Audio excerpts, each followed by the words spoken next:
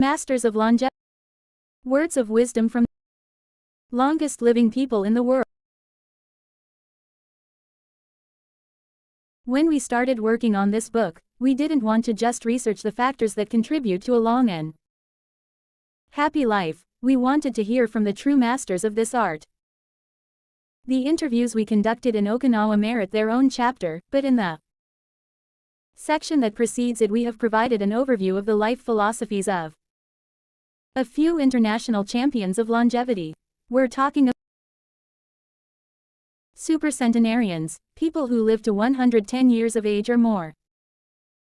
The term was coined in 1970 by Norris McWhirter, editor of the Guinness Book of World Records. Its use became more widespread in the 1990s, after it appeared in William Strauss and Neil Howe's Generations. Today there are estimated 300 to 450 supercentenarians in the world, although the age of only around 75 of them has been confirmed. They aren't superheroes, but we could see them as such for having spent far more time on this planet than the average life expectancy would. Given the rise in life expectancy around the world, the number of supercentenarians might also increase. A healthy and purposeful life could help us join their ranks. Let's take a look at what a few of them have to say.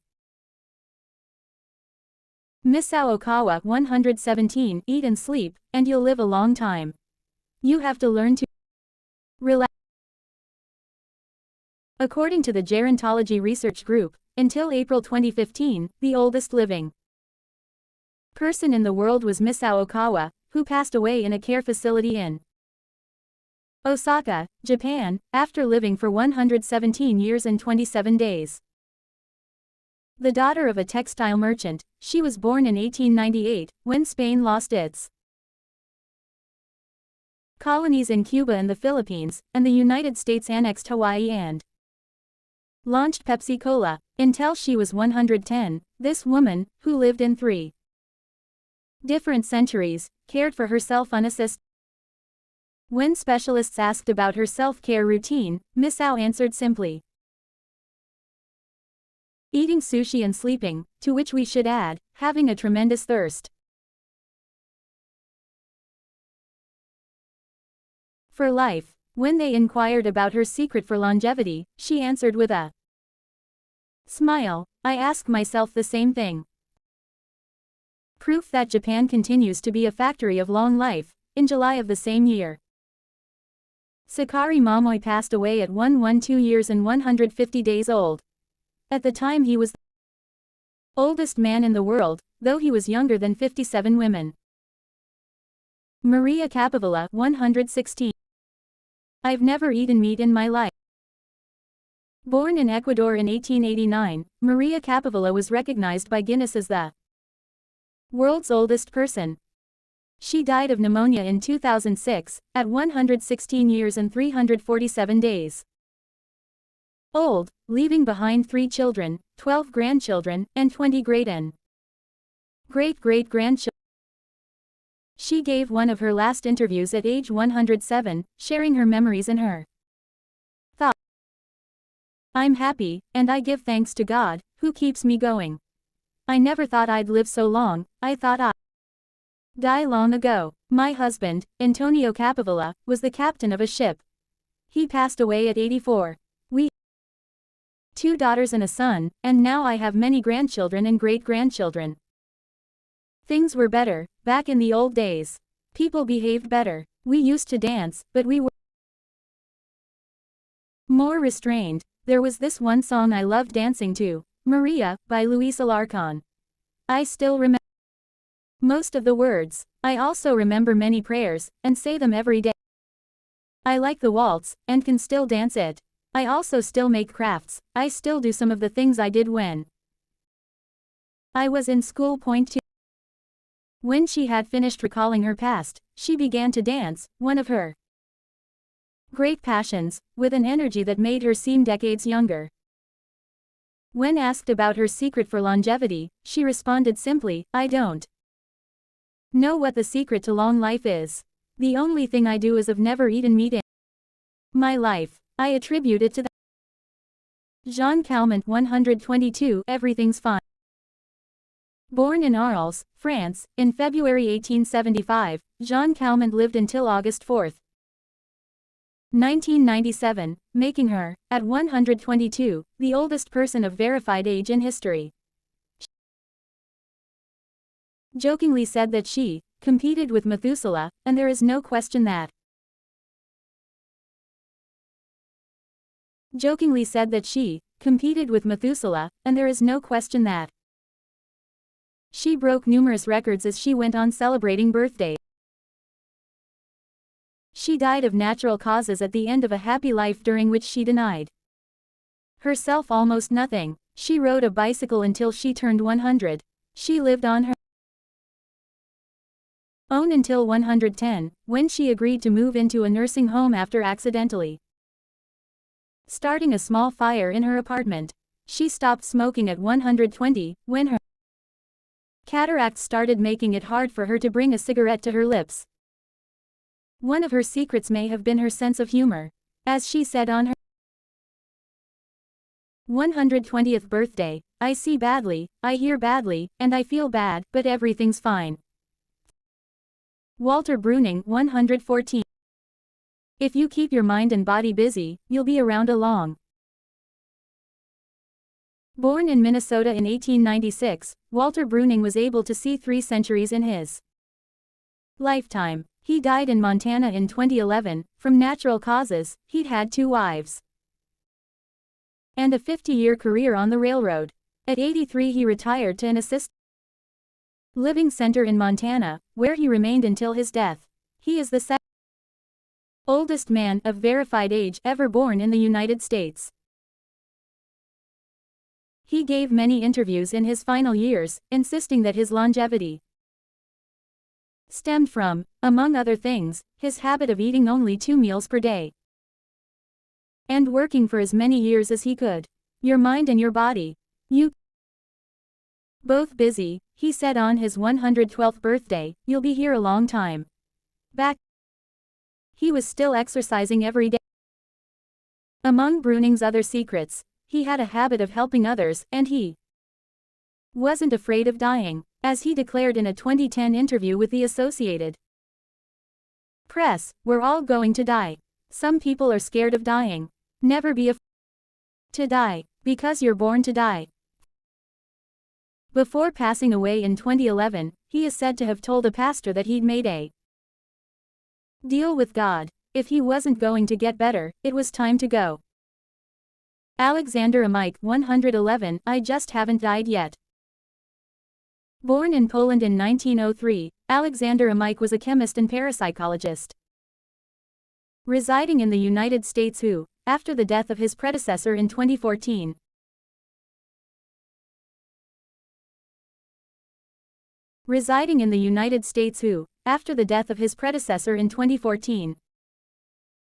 became the oldest man of authenticated age in the world.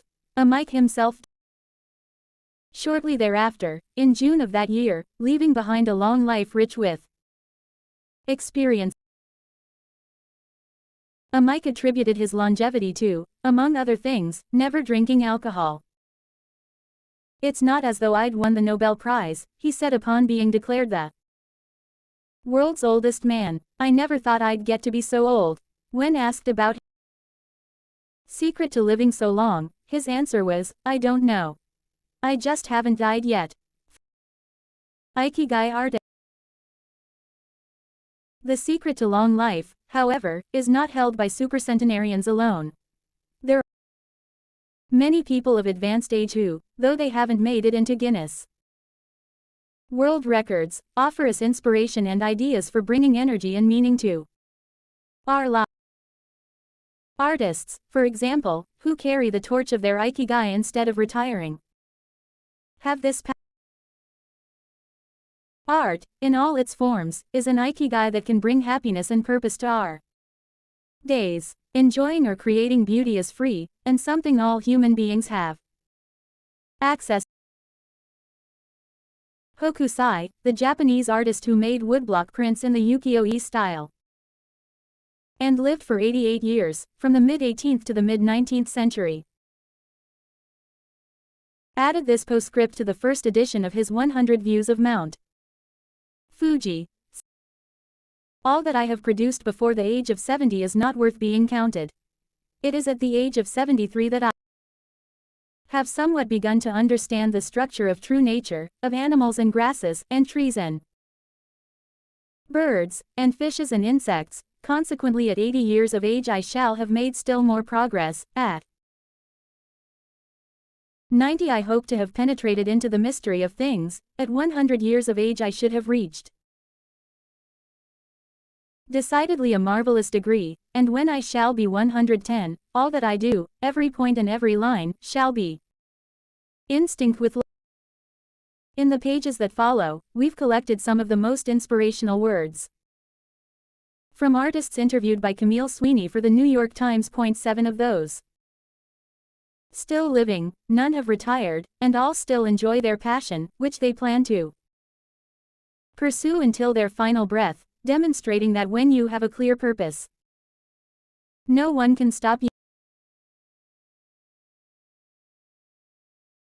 The actor Christopher Plummer, still working at 86, reveals a dark desire shared by many who love the profession: we want to drop dead on stage. That would be a nice theatrical way to go. Osamu Tezuka, the father of modern Japanese manga, shared this feeling. Before he died in 1989, his last words as he drew one final cartoon were, "Please, just let me work." The 86-year-old filmmaker Frederick Wiseman declared on a stroll through Paris that he likes to work, which is why he does it with such intensity. Everybody complains about their aches and pains and all that, but my friends are either dead or are still working, he said. 10. Carmen Herrera, a painter who just entered her 100th year, sold her first canvas at age 89. Today her work is in the permanent collections of the Tate Modern and the Museum of Modern Art.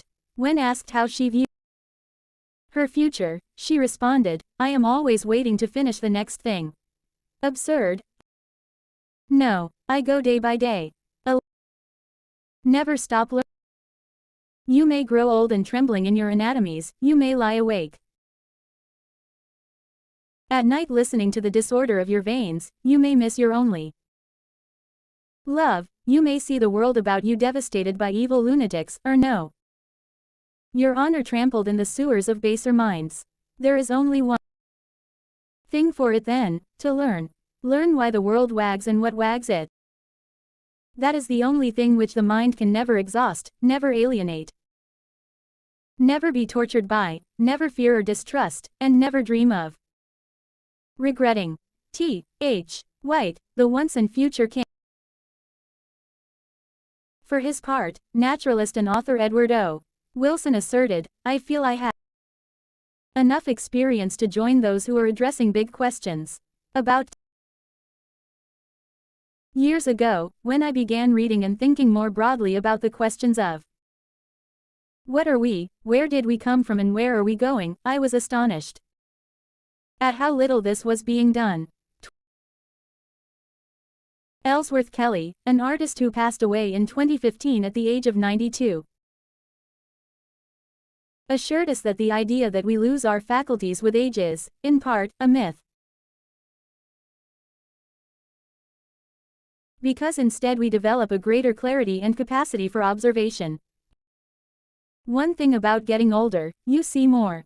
Every day I'm continuing to see new things. That's why there are new paintings. Third, at 86, the architect Frank Gehry reminds us that some buildings can take 7 years, from the time you're hired until you're finished. 14, a fact that favors a patient attitude with regard to the passage of time. The man responds for the Guggenheim Museum Bilbao, however, knows how to live in the here and now. You stay in your time. You don't go backward. I think if you relate to the time you're in, you keep your eyes and ears open, read the paper, see what's going On, stay curious about everything, you will automatically be in your time. 5th. Longevity in Japan. Because of its robust civil registry, many of those verified as having lived the longest are found in the United States. However, there are many centenarians living in remote villages in other countries. A peaceful life. The countryside seems pretty common among people who have watched century pass. Without question, the international superstar of longevity is Japan, which has the highest life expectancy of any country in the world. Addition to a healthy diet, which we will explore in detail, and an integrated health care system in which people go to the doctor for regular checkups to prevent disease, longevity in Japan is closely tied to its culture, as we will see later on. The sense of community, and the fact that Japanese people make an effort to stay active until the very end, are key elements of their secret to long life. If you want to stay busy even when there's no need to work, there has to be an Ikigai on your horizon, a purpose that guides